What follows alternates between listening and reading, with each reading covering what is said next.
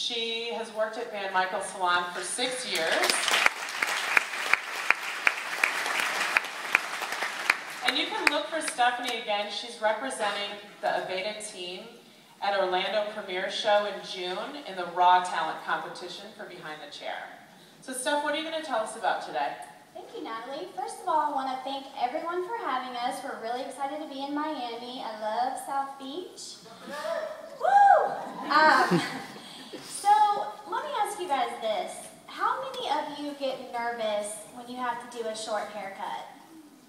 Raise your hands. I know you're out there. Everyone has long hair in Miami, so you're probably not doing it that much.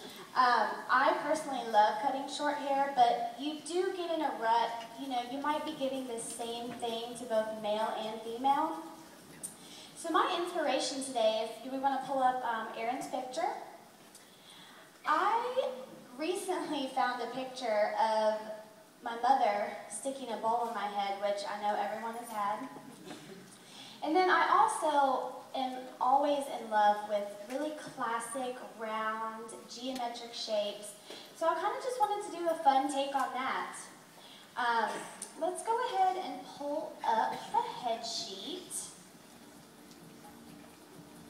So as you can see on the head sheet, we've sectioned out a horseshoe just below the rounds, and then I have actually, let's turn you around, scissor over combed this to really remove that weight.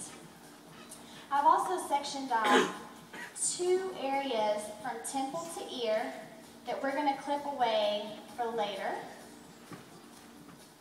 which you'll see. And then I'm just going to go in and start my one-length shape all the way around. We'll get this party started here. Great. So while Stephanie starts this haircut, I actually want to introduce you to someone else from our Van Michael show team. Her name is Joey, and she's going to come out and talk about Erin's hair color.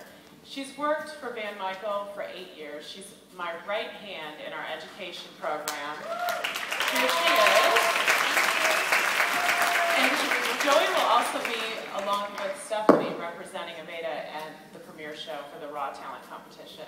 Yes, thank you, Natalie. Thank you. Actually, before I bring Erin out, I wanted to talk to you guys about color trends. And one thing we're seeing so much right now in spring and summer trends is pastels. And I love pastels.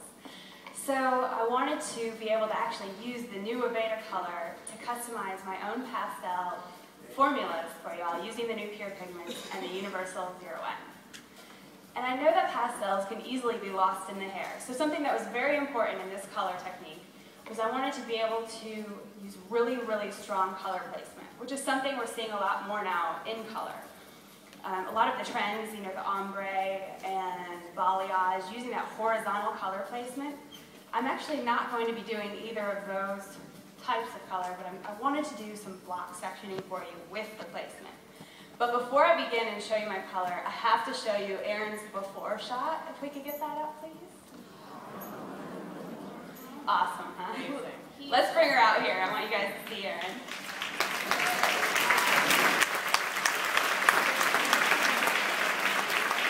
And if I could get my head sheet up, please. So as you can see, very simple sectioning. I sectioned out a diamond on the top of the head, which I also sectioned out the perimeter of the diamond, about an inch section, all the way around. I went through the top of the diamond and sectioned it in half, and that's where my front foils were placed for a soft fringe. Obviously this was done on pre-lightened hair and toned hair.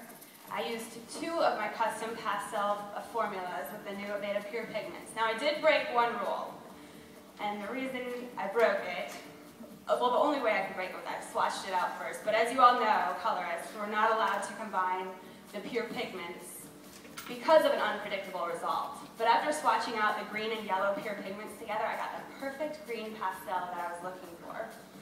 So my second formula is just a pale blue pastel formula that we did right through the fringe. So I'd like to show you a video of how we got from her before picture to here. Here she is, obviously, virgin before shot. We did the classic lightning formula, regrowth to ends, and then went back through and did her, or mid-shaft to ends, went back through and did a regrowth. And here is my sectioning. As you can see, the diamond on top, and I went through the perimeter around the diamond with my first pastel formula. that was the green pure pigment with the yellow.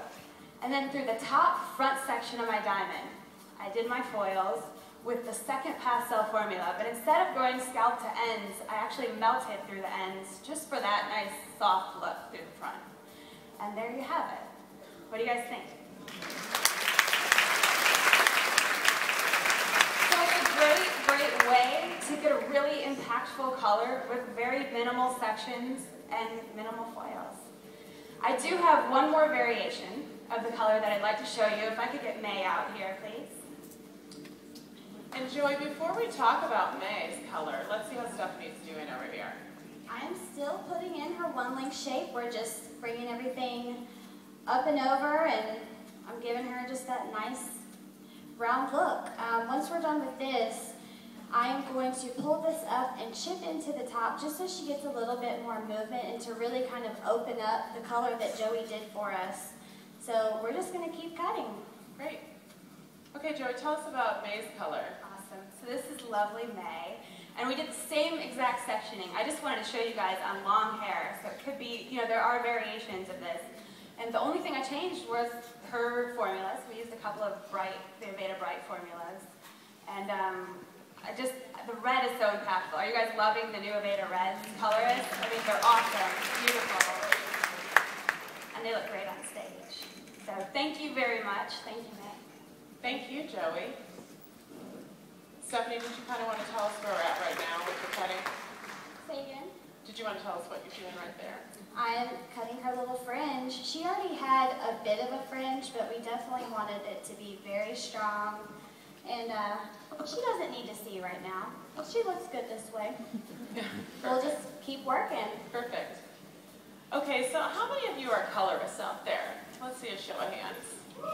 Or give me a shout. Yes, okay, because we're the VIPs at the hair salon.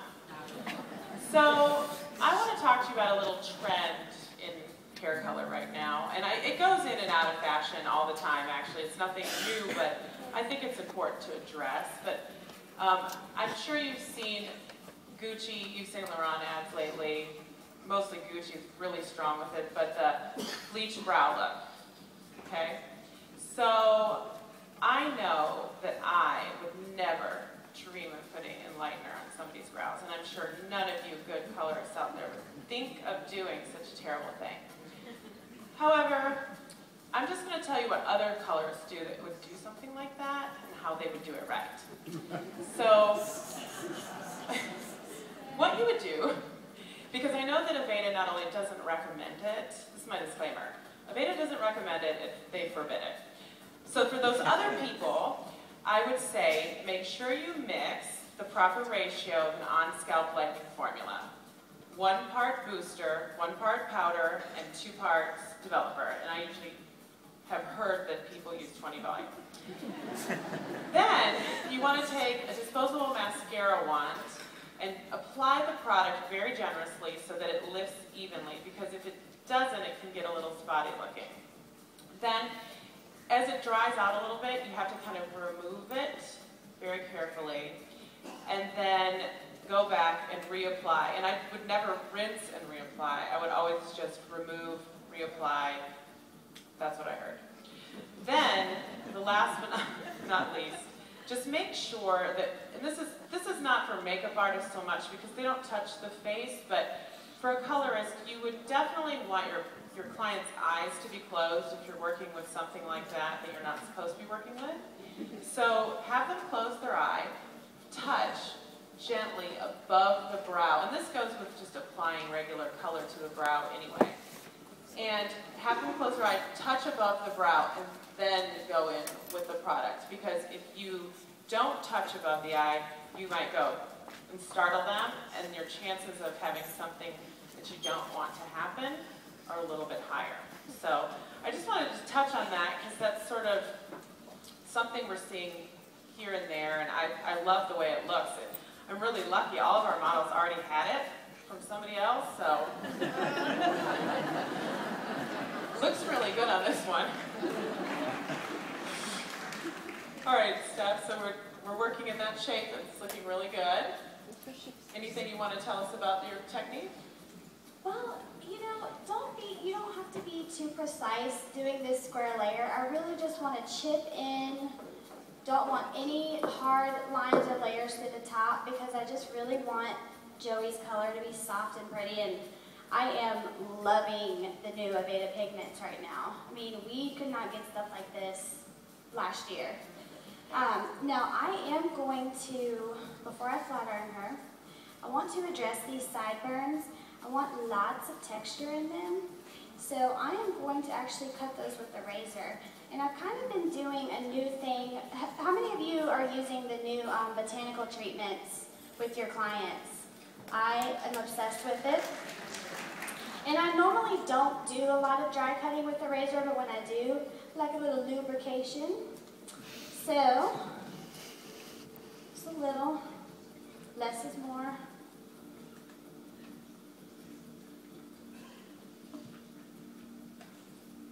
And we're just gonna shred these right on out. Brandy, she came to our model call and she said, do whatever you want. We were like, oh, okay, well, we will.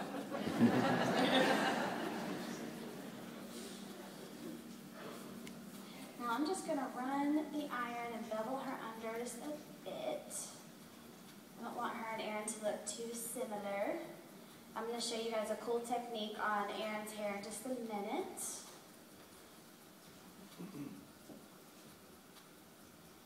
Looks great.